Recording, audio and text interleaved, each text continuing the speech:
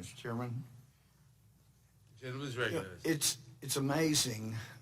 We're hearing from the same people accusing us of covering up, not willing to face the truth.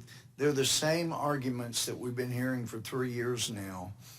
First, it was accusing us of not being willing to face the facts about Russia collusion and the president scheming with Russia, and that turned out all to be lies. We were right, and those accusing us of not facing the truth were the ones who were not facing the truth.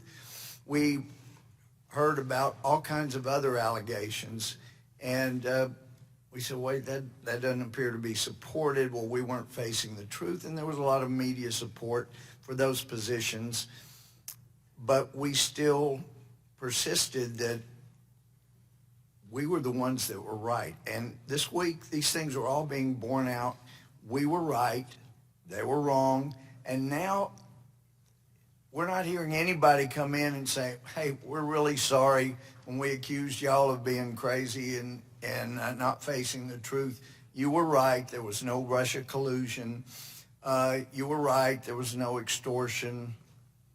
And my friends across the aisle keep changing the subject. What the call made clear is we're interested in finding out about if there was Ukrainian collusion or interference in our election.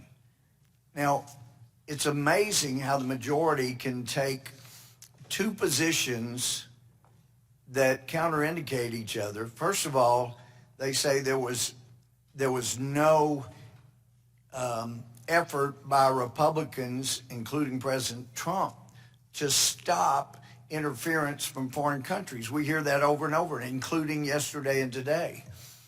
And yet the only way to step up and do what President Obama refused to do, if you remember, President Obama belittled President Trump, candidate Trump, for saying he was concerned about outside interference.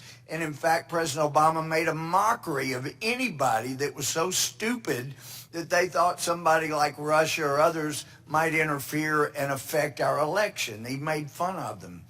He wouldn't do anything about outside interference because apparently he must have thought the outside interference was going to help Hillary Clinton.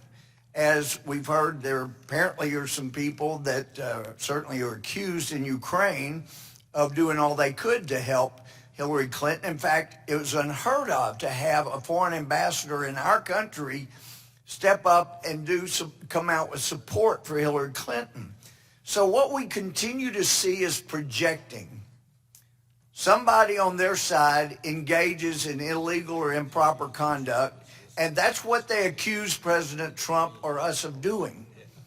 And all of this self-righteousness about, for political purposes, I mean, this is from a transcript from December 1st, 1943, when President Roosevelt was talking to Marshal Stalin. He's talking with Stalin. This is apparently in Tehran, they're meeting.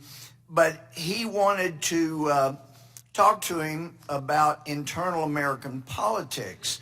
And from the stenographers, they say that President Roosevelt said there were in the United States 6 to 7 million Americans of Polish extraction. As a political man, he didn't want to lose their votes, and he was explaining he couldn't go public. He didn't care when basically the Soviet Union took over Poland. He didn't care if they cut down Poland's borders from the east and from the west.